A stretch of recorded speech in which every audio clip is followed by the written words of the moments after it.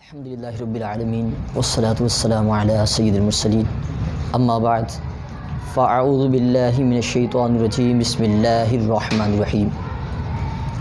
سامعین کرام، الحمدللہ اللہ تعالیٰ کے کرم سے آج ہمارے پہلے سبق کا آغاز ہے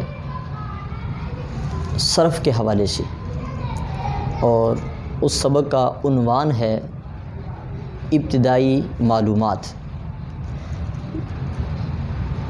کوئی بھی فن، کوئی بھی علم شروع کرنے سے پہلے 3 چیزوں کا جاننا ضروری ہے۔ وائٹ بورڈ پر وہ تحریر ہیں: نمبر 1 تعریف، نمبر 2 موضوع، نمبر 3 غرض و غایت۔ ان 3 چیزوں کو جاننا ضروری ہے کسی بھی فن کو شروع کرنے سے پہلے۔ تو آج ہم علم میں صرف کی تعریف، اس کا موضوع اور غرض و غایت انشاءاللہ تعالیٰ پڑھیں گے۔ علم صرف کی تعریف یہ ہے: ایسے اصول جن کے ذریعے ایک کلمہ سے دوسرے کلمات بنانے کا طریقہ معلوم ہو۔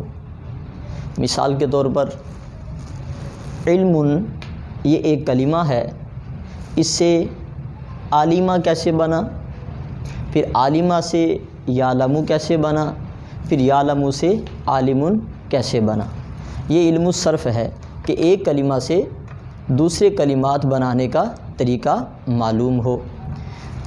دوسری جو چیز ہے وہ ہے موضوع۔ علم صرف کا جو موضوع ہے وہ ہے صیغہ، یعنی کہ جیسے عالمہ ہے، اس کے حوالے سے یہ اس کا موضوع ہے، اس کے حوالے سے بحث ہوگی کہ یہ ماضی ہے یا مضارع، امر ہے یا نہیں۔ تو یہ علم صرف کا موضوع ہے صیغہ۔ تیسری جو چیز ہے وہ ہے غرض و غایت۔ غرض و غایت کو آپ مقصد بھی کہہ سکتے ہیں۔ کسی بھی علم کو حاصل کرنے کا جو مقصد ہوتا ہے اس کو غرض و غایت کہتے ہیں۔ علم صرف کی جو غرض و غایت ہے وہ ہے صیغہ کی کامل پہچان۔ یہ علم صرف کا موضوع ہے۔